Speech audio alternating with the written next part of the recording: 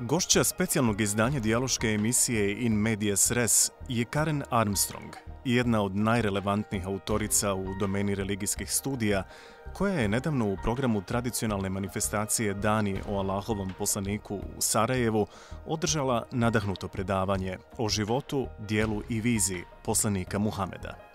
Autorski opus od 20 izvanrednih knjiga opravdano je stavljao u vrh autora koji pišu o religiji i religioznosti. Napisala je i nastavlja da piše opsežna analitičko-komparativna dijela o judaizmu, kršćanstvu, islamu i budizmu, ali i o drugim istočnjačkim religijskim tradicijama. Kako ispravno primjećuju njeni recenzenti, Karen Armstrong svojoj publici pruža ono što ona žarko želi. Način da se prizna da se vjera može shvatiti ozbiljno kao odgovor na duboke ljudske čežnje bez pretirane formalnosti organizovanog vjerovanja. U svojim dijelima ova nagrađivana autorica znatiželjnog čitaoca odvodi na putovanje kroz religiju, koje nam pomaže spasiti ono što je ostalo mudro od toliko toga što se mnogima više ne čini istinitim.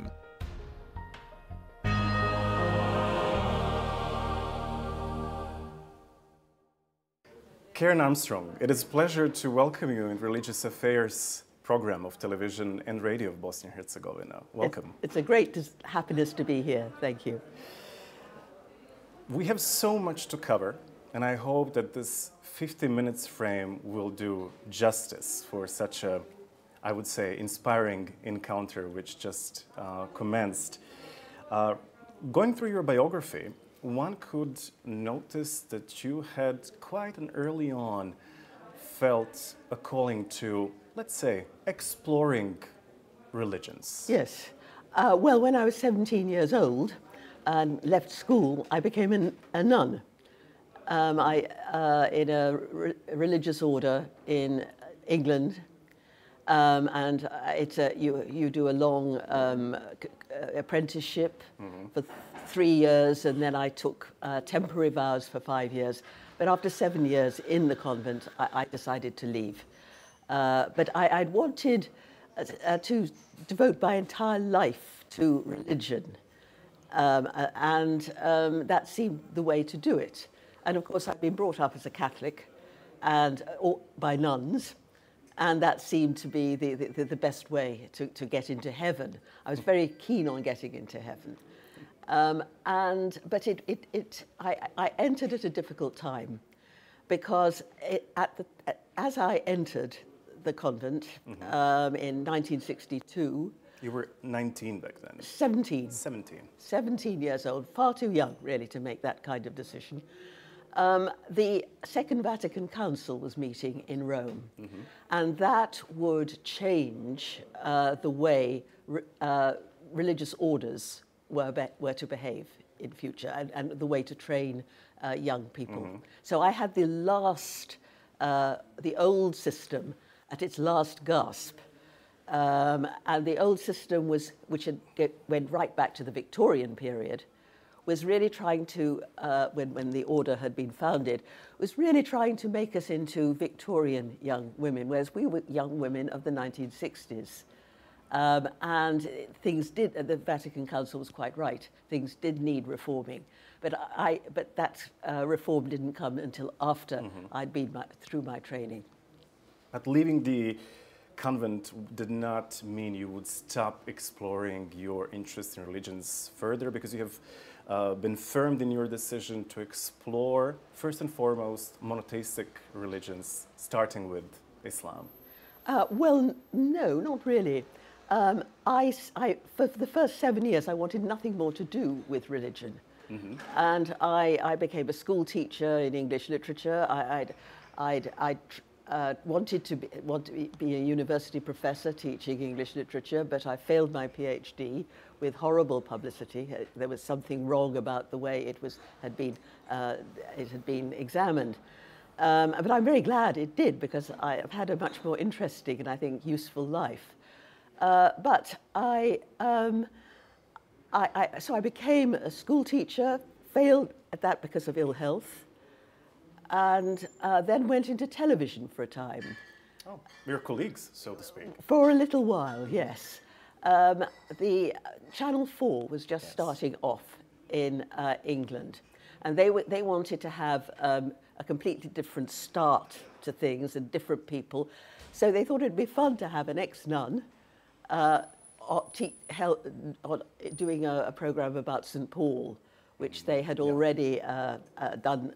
They'd already done a series on St. Paul, and they thought they'd redo it with me as the narrator. Mm-hmm. So that was very interesting, because I went to Israel. And at first the Israelis thought I looked like a boring school teacher and just dumped me in the hotel. And the first people I got to know were the Palestinians. And by the time the Israelis thought I was worth talking to, I was entirely booked up in East Jerusalem. So I began to have a much wider perspective on religion than the Roman Catholic Church. Mm-hmm. I was looking and studying the way Paul, I was writing about, the program was about St. Paul, about his Jewish background, but I was also encountering Islam with the Palestinians. And I'll never forget one evening, a whole crowd of us were sitting in a van, roaring round the West Bank. I don't think you could do that today, but this was way back in the 60s. Mm-hmm. And they weren't devout Muslims. Some of them were drinking beer. But suddenly the Quran came on the radio. Now, if I'd been in a British car, with British people in a car, and someone had started reading the Bible, everyone would have lunged for the off button.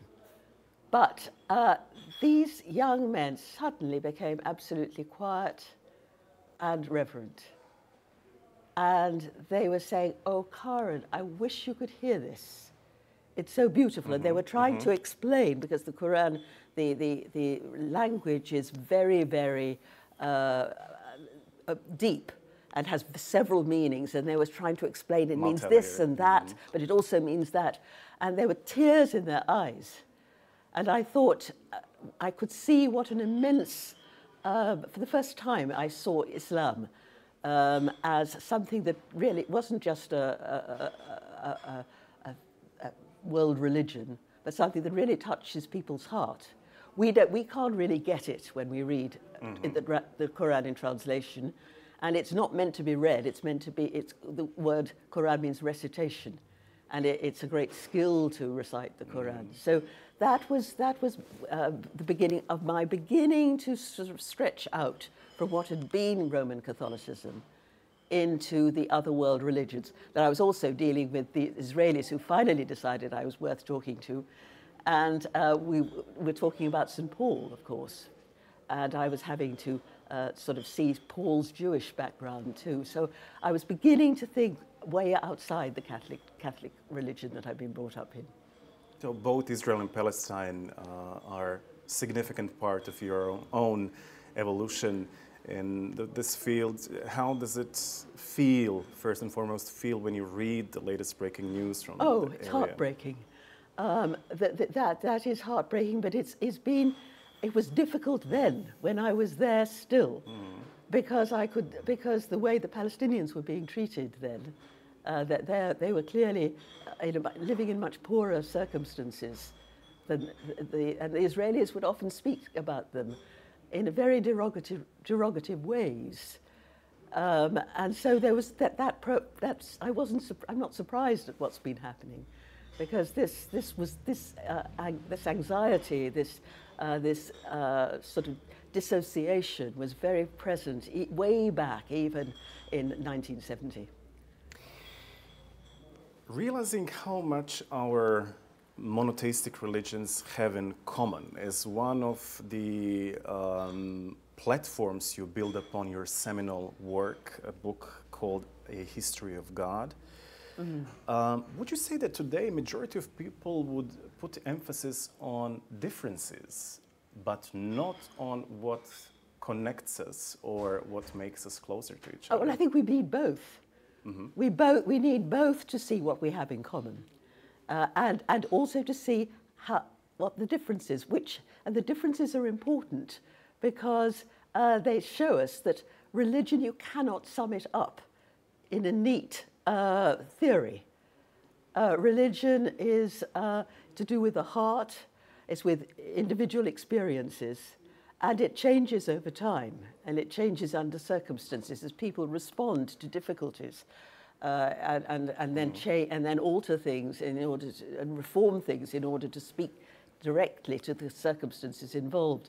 So but that was an opening for me from just being encased in the Roman Catholic Church to being also starting to learn about Islam, the beauty of Islam, the importance of it. You can't read the Quran. You can read the Quran, but that's not the Quran. The word means recitation. And it's a real art form to be able to chant the Quran, which the Prophet did because the Prophet could not read or write. So it was very much an oral thing, and with a musicality that goes straight to the solar plexus in a sense.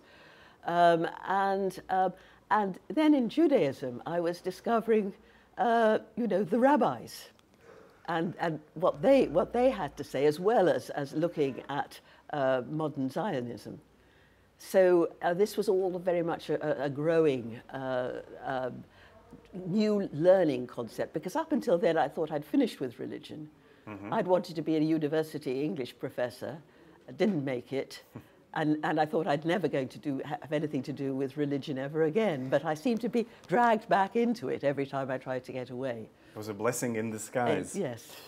One of your quotes has it that the West had plenty of time to develop into the theological and cultural system we currently live. That was a book, The Battle for God. Therefore, you also say that developing nations around the world, that order is currently being forcibly imposed. What is being forced? The lifestyle of the West and the system that was built throughout the years. Are you hereby implying what Samuel Huntington had in his seminal work concerning the civilizations that will not meet but clash at some point? Not really. I don't think I'd heard of him at that time. I was just, obviously, when you're in Palestine, you know what role the British had in setting up Palestine, in ensuring that this would be a Jewish homeland, but also having to deal with the Palestinian people who were there beforehand. And so that it was politics, really, that was there in there, really. But I was beginning to discover the richness of both Judaism and Islam, because which I'd never really done before. As a nun and as a Catholic, I just focused on Christianity. Now that I was talking about St. Paul, I had to look at where he'd come from, his Judaism, the Judaism that had become Zionism in Palestine, and the Palestinians, some of whom were Christian, and some of whom were Islamic, and starting to learn about Islam too. So I was beginning to have a much wider view of religion than I had before I arrived in Palestine. You had A History of God title aside put in order to write Muhammad, which was happening to be published at the same time or very nearby when Salman Rushdie had his satanic verses also published, but also when fatwa was called against him. How was this British media landscape is quite a powerful one. How was your book received in a spotlight that Rushdie had at that time? Well, frankly, in Britain, my books have never been very successful. The British just don't do religion. They're not remotely interested in it. My friends think I'm mad to be writing about religion. And so the Channel 4 put this program on, and it was shown 5 times. I think largely because it was a very different, it was very much more rough and ready than the usual smooth BBC things and the Israeli, and so it was something fresh. But I was beginning to learn about other world religions, and this was beginning to make me see my own faith, original faith, differently, as well as expanding my religious enthusiasm. So I began. This was a very formative time. I was both dealing with Palestinians and their listening to the Quran, on the one hand, and studying Judaism, rabbinic Judaism, and seeing how it differed from what we know in the Bible, and how it was, and how you began to see how religions change and develop over time. So this was a formative time, and and then I would go on to talk about other world religions too, because I think there is that we need to know about other world faiths. And they can teach us a great deal. And we see what we have in common, as well as what we disagree about, but which we can learn from. Are you a firm believer in interreligious dialogue? No, I'm not a believer at all. I think the word belief has become rather sort of heavy. You've got to accept a whole lot of propositions. For me, I would say it's more an explorative study. I love my work. I immerse myself in these world religions, and when I'm studying, I get moments of uplift or interest or joy. But what I'm learning is both the profound unanimity that lies underneath all the world religions, as well as their very, very interesting differences. Would you say that people have many misconceptions about monotheistic religions nowadays, and if you could decipher and identify what would be the leading misconceptions people have about Islam, Judaism, Catholicism? Well, in Britain, nobody is remotely interested in religion at all. It's a very, very secular society, and so I don't get much about that at all.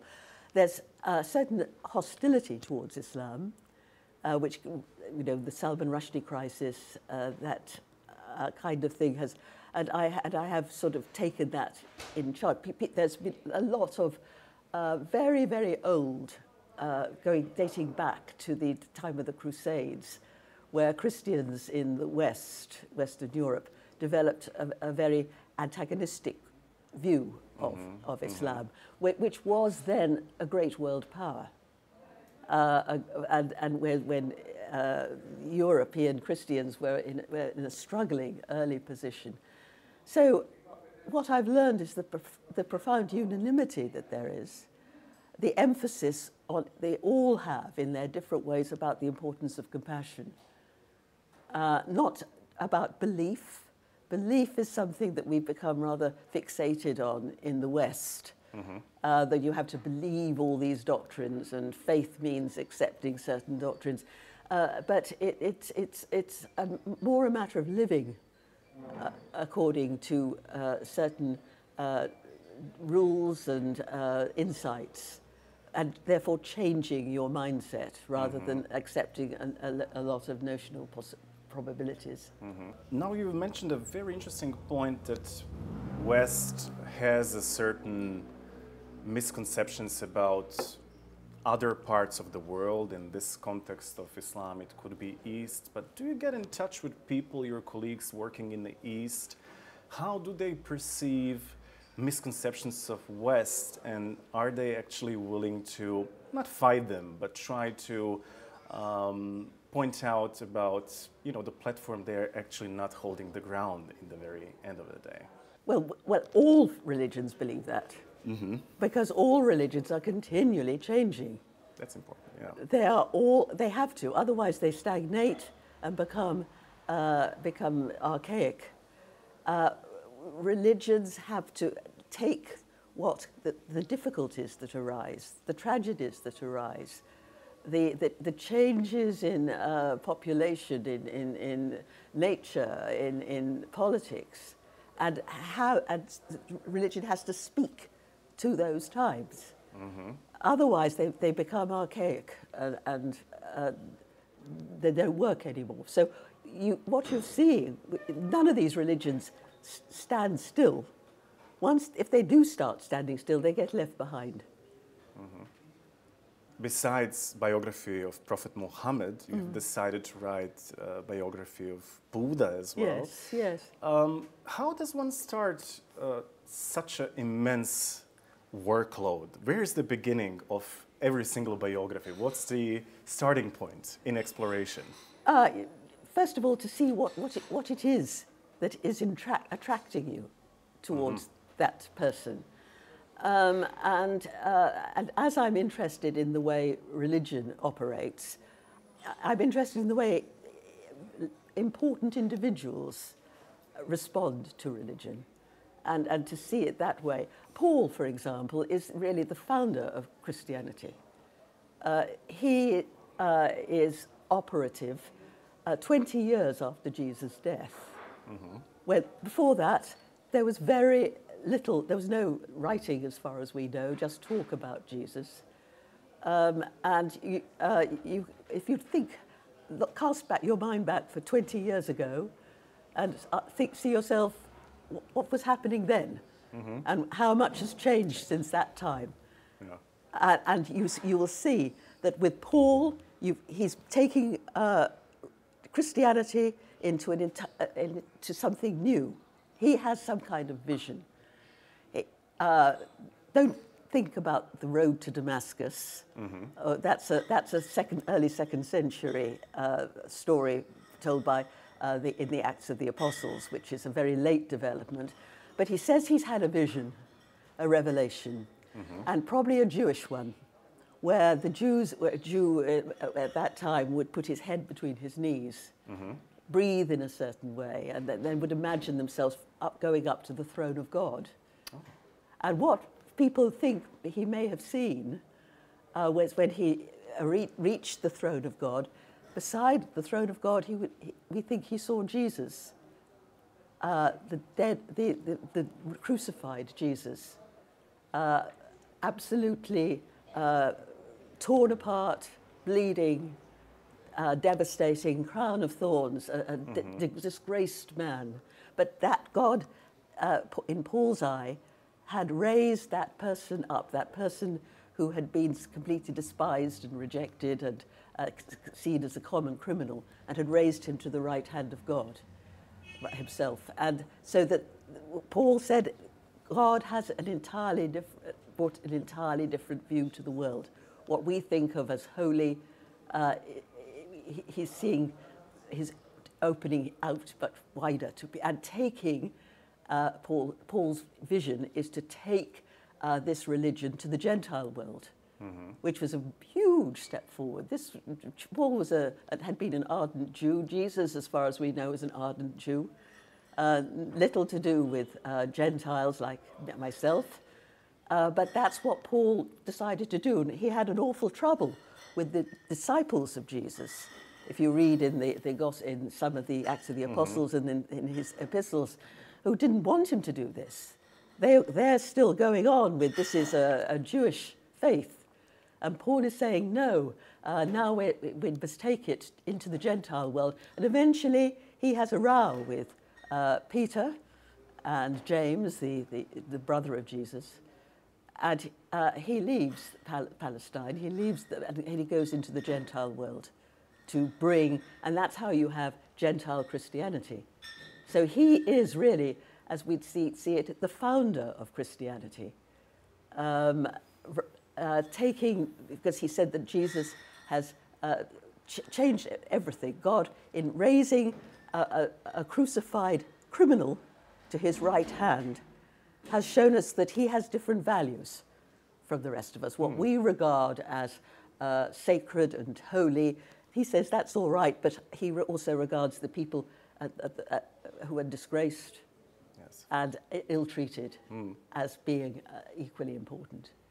And dealing with life of Buddha, could you say that there could be some line of similarities between Buddhism, Christianity, Islam, Judaism? All of them, yes. But they're all going to be different. If they were all the same, it would be very boring. And it would be, but each one of them has its own particular insight, I think. And Buddhism, of course, it's very hard to say very much about, because it has so many different outlets and so many different forms. But what Buddhism is concerned with is the equality, yes, but also going deeply within the psyche and finding the divine there within yourself, not up in heaven, but within yourself, and working in a way based, again, on compassion. You have the Buddhist has to be compassionate, and compassion is something that we rather neglect, I think, too much in religion, but it is essential. We have to dethrone ourselves from the center of our world and put another there. We have to get rid of that ego that endlessly puts me first. Otherwise, we just continue locked in self-centeredness and reach out to, as Paul said, to the Gentiles. For a Jew to say, now God is now opening the world, not only to Jews anymore, but to the Gentiles. This was an extraordinary revolution.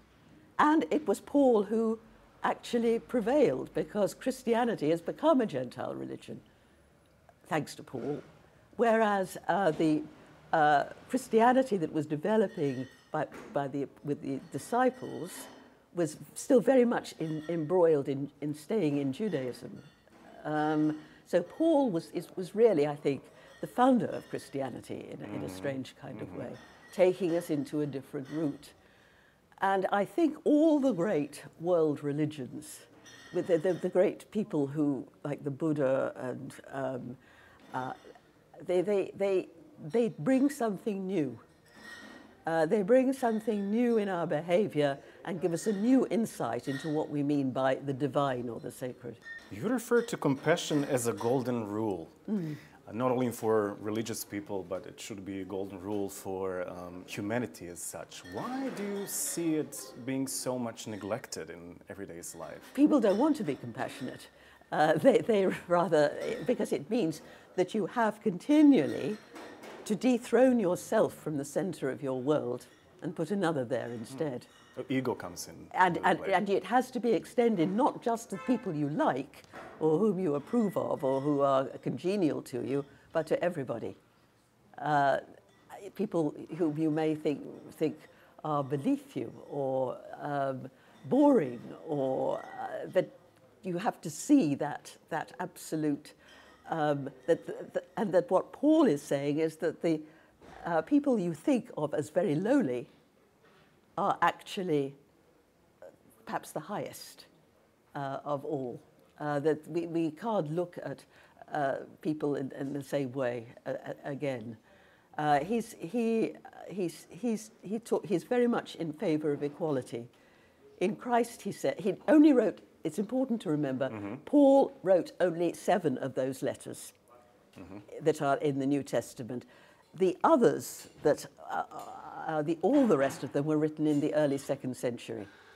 So there is a major divide. They're trying to tame Paul and bring him, but Paul is far too radical for them in the early 2nd century. But Paul is saying that the old divisions that divided Jews and Gentiles and pagans, that's gone now.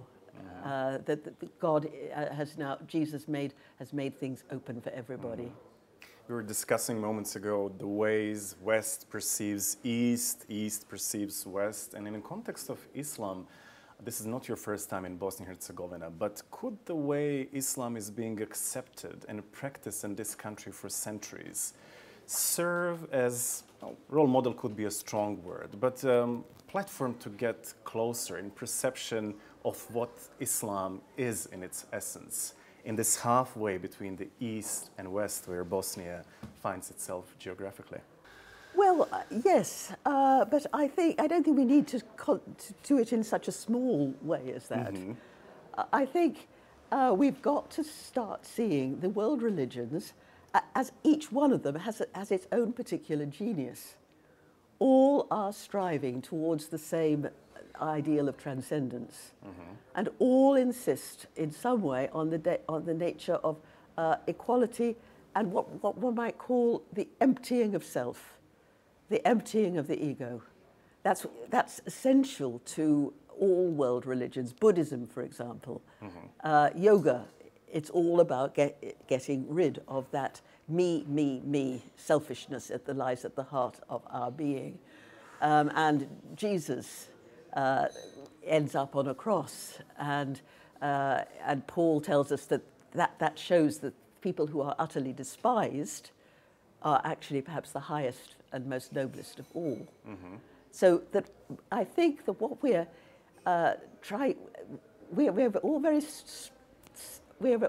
it's not religion is not about ourselves.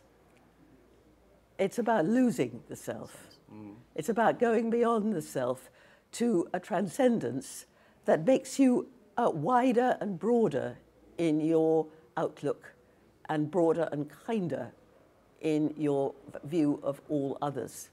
And it's a hard thing to do.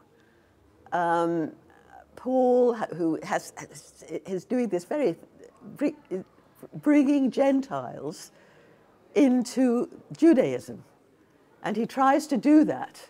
The Acts of the Apostles is probably right, where they say Paul takes two of his Gentile converts to Jerusalem, and in the Acts of the Apostles he said he may have taken these two Gentiles into the temple, the Holy of Holies. That's what the Acts of the Apostles says, and there's a riot.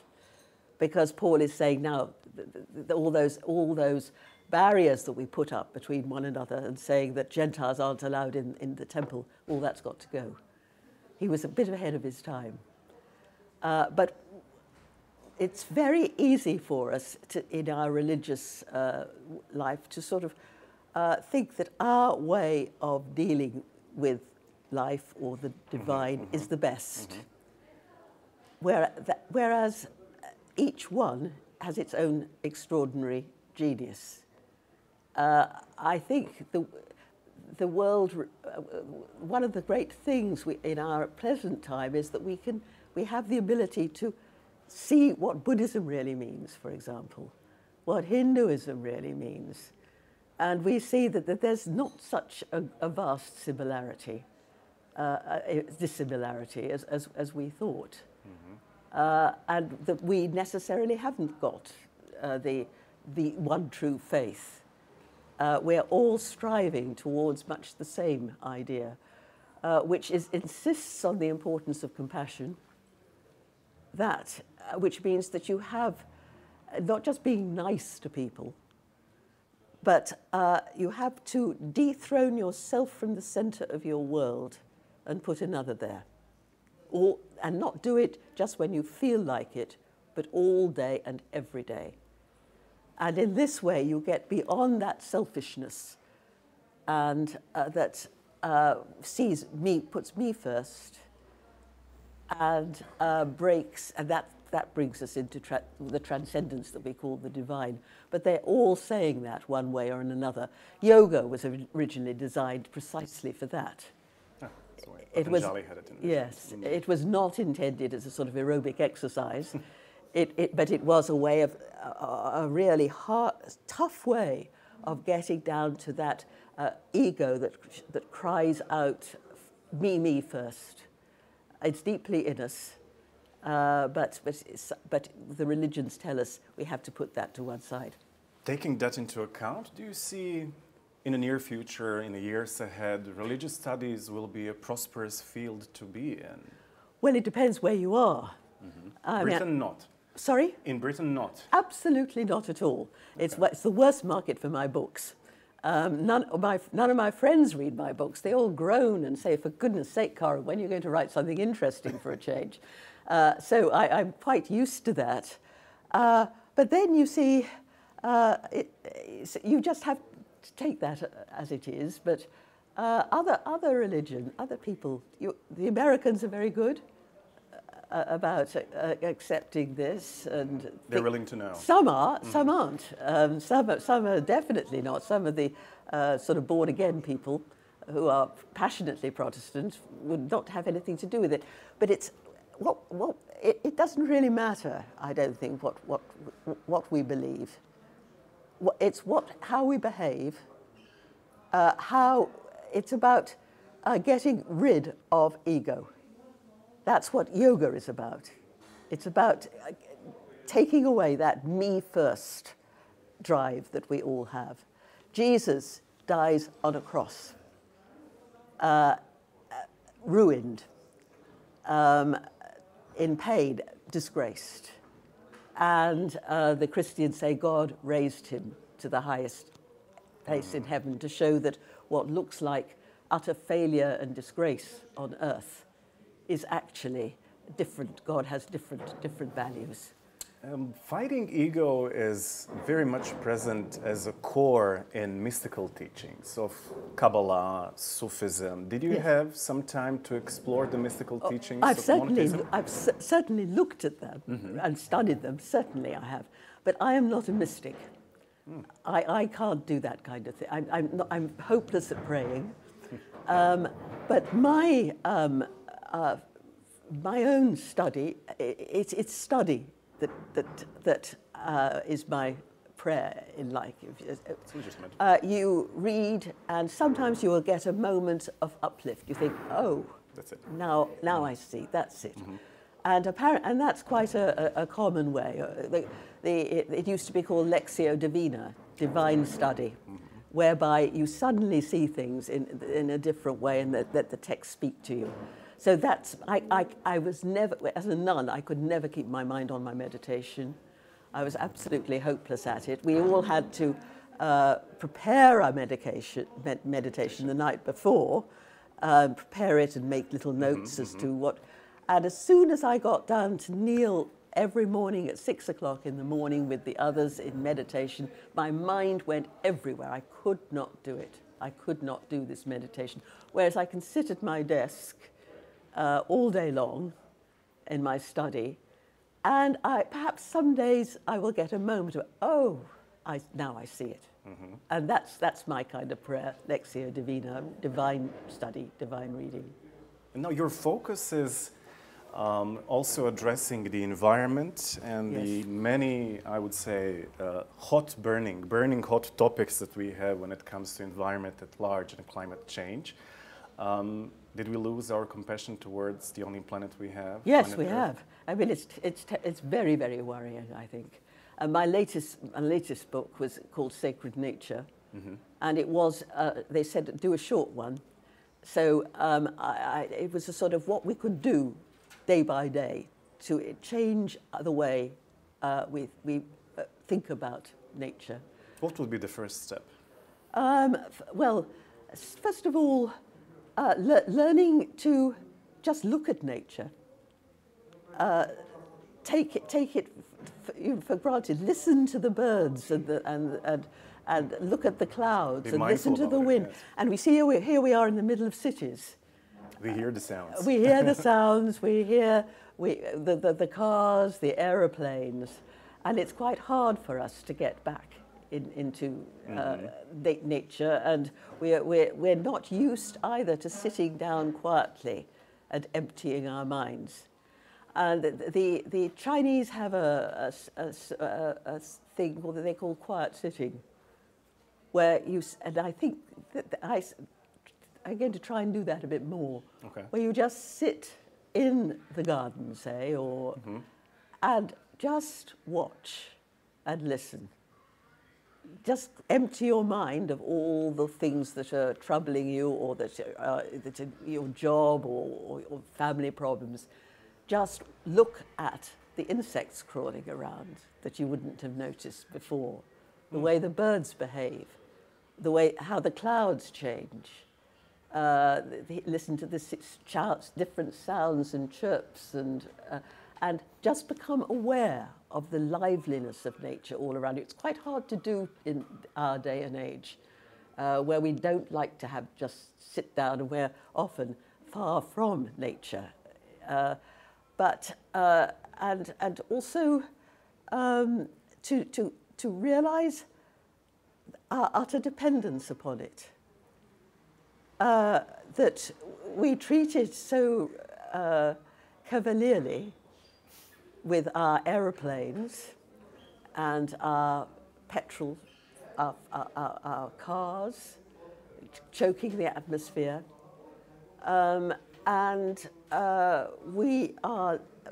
yet we are not taking in hand the seriousness of our situation at the moment. It's dire. It's very, very frightening, I think. Now, there are, I believe, some parts of the world where they're really doing tough things, but we certainly in Britain are not doing it enough. And I think we should really stop using our cars in the same way. London is just choked with smoke, smog, and petrol fumes, so that we've got to realise that we are utterly dependent upon it, and we are handing to the next generation a complete disaster if we don't somehow reform ourselves. But it's so huge, and we're now so. We don't look at nature so much. Have you noticed how we all endlessly got our eyes on our phones? Any kind of screen. Any kind of screen. I've noticed it all morning this morning. Or the whole crew is standing out there looking at their own phones. And we've got to stop this and start a little quiet sitting. Reconnecting ourselves with nature, realizing that we are utterly dependent upon it, and that we are leading to giving something terrible to the next generation. And I call my last book Sacred Nature, because it is sacred. It is our absolute dependence upon it, as we say, we're dependent upon God. Well, we're certainly dependent on nature too.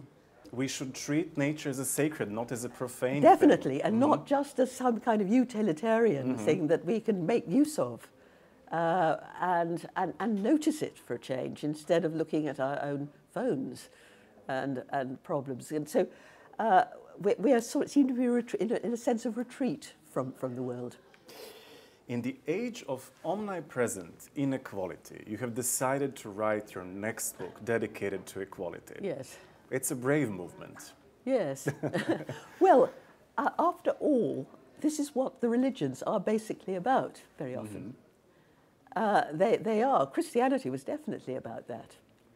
Originally, not now with our popes and bishops and all those, but it was about a crucified man, absolutely disgraced man, being raised to the highest place in heaven, absolutely overturning our values as to who is right and who is important and who is noble.